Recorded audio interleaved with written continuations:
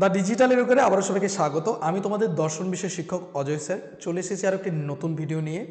তোমরা দেখতে পাচ্ছ আমি তোমাদের কারণ অধ্যায় করাচ্ছি। আজকে এই অধ্যায়ের শেষ পার্ট। আর আজকে তোমাদের গুরুত্বপূর্ণ একটা জায়গা আলোচনা করবো, যেখানে বহু কারণবাদ ও বহু কারণ সমন্বয়, যেটা তোমাদের খুব সুন্দর কিন্তু প্রশ্ন আসে, এসিকিউ প্রশ্নের জন্য খুব গুরুত্বপূর্ণ। তাই দেখে নাও তাদের মধ্যে আলোচনার বিষয়টা কি। চলো শুরু করব, কেউ স্কিপ করবে না, ভিডিওটা শুরু থেকে শেষ পর্যন্ত দেখো। দেখো বহু কারণবাদ, আগে বহু কারণবাদ থেকে আলোচনা করবো আমরা। বহু কারণবাদ সম্পর্কে আগের ভিডিওতে কিছু কিছু কথা জেনে এসেছি। বহু কারণবাদের কথা কে বলেছেন হচ্ছে তর্কবিদ মিল বলেছেন। তো যে মতবাদ অনুসারে, সংজ্ঞাটা এখান থেকে লিখবে, যে মতবাদ অনুসারে বলা হয় যে একই কার্য বিভিন্ন সময় বিভিন্ন কারণের দ্বারা উৎপন্ন হয়, সেই মতবাদকে বলা হয় কি বলতো, বহু কারণ। মানে যে মতবাদে বলা হচ্ছে যে একটি কার্য বিভিন্ন সময় বিভিন্ন কারণ থেকে উৎপন্ন হচ্ছে, তাকেই বলা হয় বহু কারণবাদ। বহু কারণবাদ অনুসারে একই কার্যের বিভিন্ন কারণ থাকতে পারে। এই মতবাদ অনুসারে বলা হয় যে একটি কার্যের বিভিন্ন কারণ থাকতে পারে। মিল আর বেইন প্রমুখ হলেন এই মতবাদের সমর্থক। তোমাদের প্রশ্ন আসবে যে কে কে হচ্ছে এই মতবাদের সমর্থক, সে হচ্ছে মিল ও বেইন। এই মত অনুযায়ী একই কার্য যে সকল সময় একই কারণের দ্বারা উৎপন্ন হবে এমন কথা বলা যায় না। এরা বলেছেন যে একটা কার্য যে সবসময় একই কারণ থেকে উৎপন্ন হবে, এটাও কখনো বলতে পারবো না। একটি ঘটনা বা কার্য একাধিক কারণ থেকে উৎপন্ন হতে পারে, মানে একটা ঘটনা বিভিন্ন কার্য থেকে উৎপন্ন হতে পারে। যেমন মৃত্যু, মৃত্যু নামক ঘটনাটি কি করছে, একাধিক কারণ থেকে ঘটতে পারে। কখনো বিষপানে হয়, কখনো জলে ডুবে হয়, কখনো পথ দুর্ঘটনায় হয়, কখনো বার্ধক্যে, আবার কখনো বা রোগ ব্যাধিতে ভুগে। এরকম নানা কারণে মৃত্যু নামক ঘটনাটি ঘটতে পারে। বলছে একটি ঘটনা যে সবসময় একই কারণ থেকে হবে এটা ভুল, বিভিন্ন কারণ থেকে হতে পারে, বিভিন্ন সময়ে হতে পারে। সেক্ষেত্রে যেমন ধরো এই যে ঘটনাটা মৃত্যু, সেটা কখনো জলে ডুবে হচ্ছে, কখনো বিষপানে হচ্ছে, কখনো বার্ধক্যজনিত হচ্ছে, কখনো দুর্ঘটনায় হচ্ছে, কখনো ব্যাধিতে হচ্ছে, হতেই পারে। তো অনুরূপভাবে আলোক, এই যে আলো, আমরা যে যে ঘরে আলো জ্বালিয়েছি, এই আলো নামক যে কার্যটি বা ঘটনাটি, সেটা সূর্য থেকেও হতে পারে, চন্দ্র থেকেও হতে পারে, বিদ্যুৎ থেকে হতে পারে, প্রদীপ জ্বালিয়েও হতে পারে, কেরোসিন জ্বালিয়ে হতে পারে, গ্যাস পুড়িয়েও হতে পারে। তাহলে দেখো একই কার্য একটা, কিন্তু তার একাধিক কারণ, বিভিন্ন সময় বিভিন্ন কারণ প্রভৃতি যে কোনো একটি কারণের দ্বারাই কিন্তু উৎপন্ন হতে পারে। তাহলে বিভিন্ন কারণ থেকে বিভিন্ন সময় কিন্তু হতে পারে। সুতরাং একই কার্যের বহু কারণ থাকতে পারে। সংক্ষেপে বহু কারণবাদের মূল বক্তব্য হলো ক অথবা খ অথবা গ অথবা গ, এদের যে কোনো একটি উম নামক কার্যকে উৎপন্ন করতে পারে। মানে মৃত্যু নামক ঘটনাটা যে কোনো কারণ থেকে হতে পারে। ঠিক আছে, এটা গেল আমাদের বহু কারণবাদের মূল বক্তব্য। কি বলেছে দেখো, বহু কারণবাদের অন্যতম সমর্থক হলেন তর্কবিজ্ঞানী মিল। বলেন একটি কার্য যে সবসময় একটি কারণের সঙ্গে যুক্ত থাকবে এমন কথা সত্য নয়।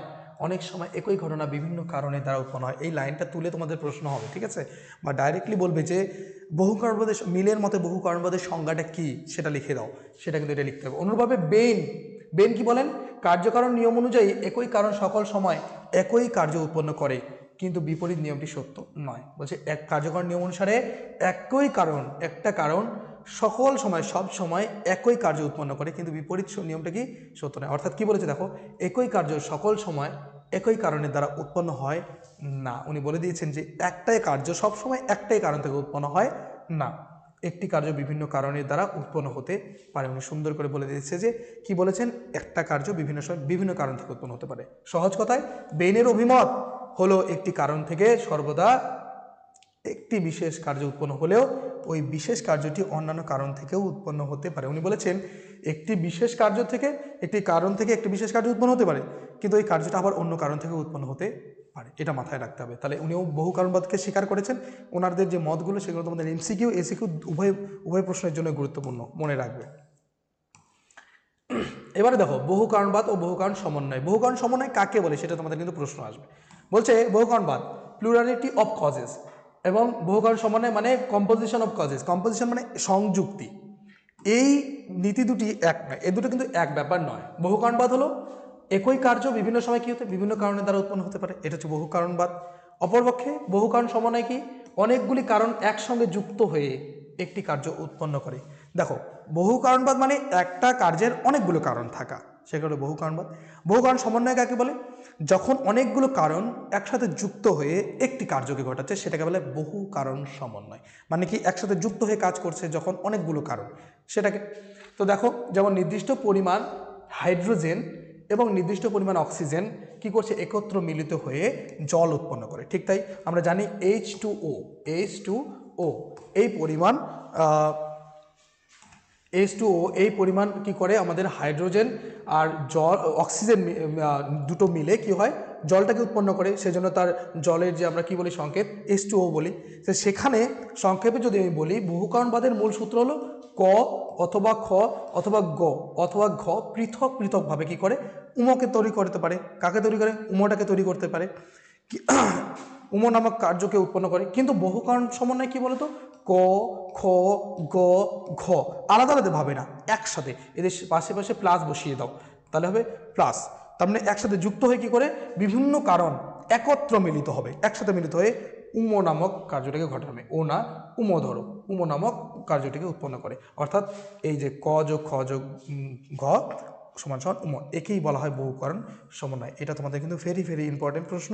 বহুকরণ সমন্বয় কি দেখবে প্রিভিয়াস প্রশ্নে কিন্তু এসেছে, বহুকরণ সমন্বয় কি, এটা কিন্তু খুব সুন্দরভাবে উত্তরটা লিখে নিতে হবে। ঠিক আছে, তাহলে যখন আমাদের একত্রে মিলিয়ে এই যে হাইড্রোজেন অণু আর অক্সিজেন অণু মিলিত হয়ে জলকে তৈরি করছে, তাহলে দেখো তারা আলাদা আলাদাভাবে কারণগুলো একসাথে যুক্ত হয়ে একটা জল তৈরি করছে। ঠিক আছে, দেখো পরবর্তী। এবার বলেছে এই যে বহুকারণবাদে কি বলা হয়েছে, এখানে বলা হয়েছে মূল্যায়ন করা হয়েছে। তো কার্যের বিশেষীকরণ, কার্যটাকে বিশেষে পরিণত করে দেওয়া হয়েছে। বলছে বহুকারণবাদে কারণকে বিশেষভাবে এবং কার্যকে সাধারণভাবে গ্রহণ করা হয়েছে। বহুকারণবাদের সমস্যাটাকে দূর করার জন্য কি বলা হয়েছে দেখো, বলেছে যে বহুকারণবাদের কারণকে, কারণ নামক যে ঘটনাটা এটাকে বিশেষ বিশেষ ধরা হয়েছে, মানে আলাদা আলাদা ধরা হয়েছে।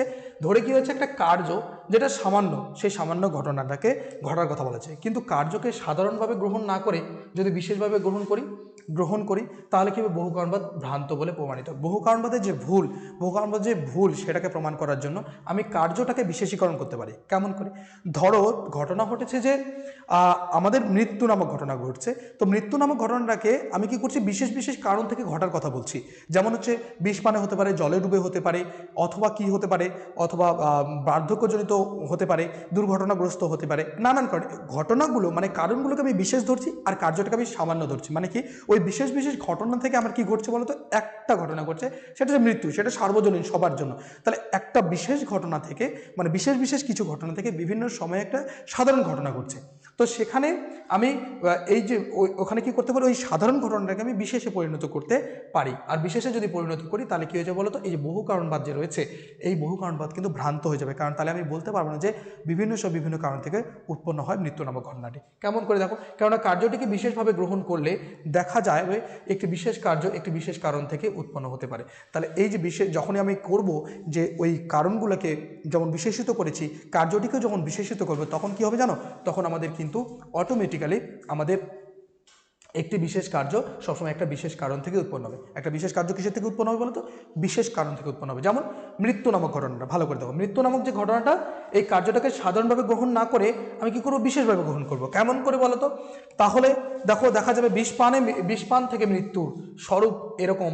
যখন আমি বলবো মৃত্যু ঘটেছে, কিসে মৃত্যু হয়েছে, বিষপানে, তাহলে আমি ডাইরেক্টলি বলে দিলাম যে বিষপানে মৃত্যু হয়েছে। কিসে মৃত্যু, বিষপানে মৃত্যু। তাহলে কিন্তু আর এই যে মৃত্যু নামক ঘটনা এটা বিশেষিত হয়ে গেল। তাহলে মানুষ বুঝে যাবে যে এর মৃত্যুটা কিসে থেকে হয়েছে, বিষপানে হয়েছে। কিসে হয়েছে, বিষপানে।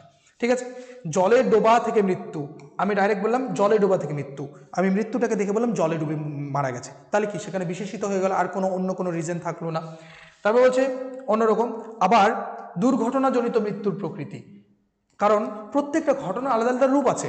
মৃত্যুটা যে আলাদা আলাদা ভাবে করছে, আলাদা সময় করছে, সেটা কিন্তু আলাদা আলাদা একটা প্রকৃতি আছে। সেখানে আমি বললাম দুর্ঘটনাজনিত মৃত্যু, এইভাবে মৃত্যু হয়েছে। তারপরে বার্ধক্যজনিত মৃত্যুর প্রকৃতি আর এরকম আরেক রকম। সুতরাং আমি মৃত্যুরূপ কার্য সব ক্ষেত্রে বর্তমান থাকলেও মৃত্যুর প্রকৃতি কিন্তু সব ক্ষেত্রে একরূপ নয়। মৃত্যুটা সব জায়গায় উপস্থিত আছে, সব জায়গায়, কিন্তু মৃত্যুরূপ কার্যটা উপস্থিত থাকলেও তাদের প্রকৃতিগুলো কিন্তু আলাদা আলাদা। কারণ জলে ডোবা মানুষ আলাদাভাবে মারা যায়, বিষপানে মানুষ আলাদাভাবে মারা যায়, দুর্ঘটনার মানুষ আলাদাভাবে মারা যায়। তো প্রত্যেকটার কি প্রকৃতিটা আলাদা, তাহলে আমি বিশেষিত করতে পারি। যখন বলছি আমি জলে ডুবে মৃত্যু, তার মানে কি আমি বিশেষিত করে দিচ্ছি মৃত্যুটা কিভাবে ঘটেছে, জলে ডুবে হয়েছে। কিসে হয়েছে, জলে ডুবে হয়েছে। ঠিক আছে, তাহলে এই গেল হচ্ছে কার্যের বিশেষীকরণ। এবার আরেকটা করতে পারি, কি করতে পারি এই সমস্যাটাকে দূর করার জন্য, আমি কারণটাকে কিন্তু সামান্যীকরণ করতে পারি। যেমন কার্যটা সামান্যীকরণ মৃত্যু, কারণটাকে আমি সামান্যীকরণ করতে পারি। চলো দেখে নেওয়া যাক কি করে করব। এই যে দেখো বলছে দ্বিতীয় কারণের সামান্যীকরণ, কারণটাকে কি করে সামান্যীকরণ করব। কারণকে বিশেষভাবে গ্রহণ না করে যদি সাধারণভাবে বা সামান্যভাবে গ্রহণ করা হয় তাহলে কিন্তু বহু কারণবাদের ভুল ত্রুটিগুলো ধরা পড়ে যায়। কেমন করে? ভালো করে দেখো, আমরা প্রথমে কারণকে কিন্তু বিশেষভাবে গ্রহণ করছিলাম, আলাদা আলাদা আলাদা আলাদা কারণ থেকে একটা সাধারণ ঘটনা ঘটছিল। এবারে আমরা কি করব, এই যে কারণটাকে বিশেষভাবে গ্রহণ না করে আমরা সামান্যভাবে গ্রহণ করব। কেমন করে?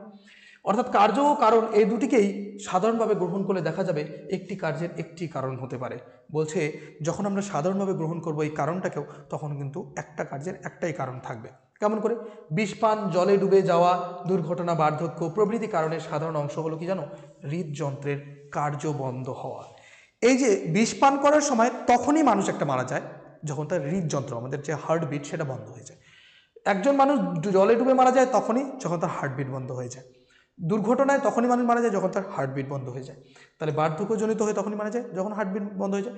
তো এই যে এই সাধারণ অংশটিকে আমি কারণ বলতে পারি যে হৃদযন্ত্রের কার্য বন্ধ হয়ে যাওয়াটাই হচ্ছে মৃত্যুর কারণ। তাহলে দেখো, যত ঘটনা আছে তার একটা সাধারণ ঘটনা আমি তৈরি করলাম কারণগুলো, যে কারণ সামান্যীকরণ করে দিলাম যে হৃদযন্ত্রের কার্য বন্ধ হয়ে যাওয়া। আসলে জলে ডুবে মৃত্যু না, মৃত্যু হয়েছে হৃদযন্ত্রের কার্য কি হয়ে যাওয়ার জন্য? বন্ধ হয়ে যাওয়ার জন্য।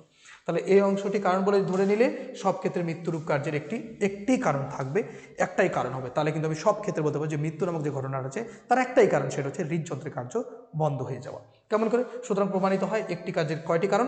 একটি কারণ থাকে। তাহলে বহু কারণবাদকে আর মেনে নেওয়া উচিত না। বহু কারণবাদের ভুল ত্রুটিকে দূর করার জন্য এই দুটো ঘটনা আমরা করতে পারি। যেমন এই যে মৃত্যু নামক ঘটনা, দেখো সুন্দর করে গোল করে দেওয়া আছে। মৃত্যু নামক ঘটনাটা বিষপান, জলে ডুবে যাওয়া, দুর্ঘটনা, বার্ধক্য এই সমস্ত কারণে হতে পারে।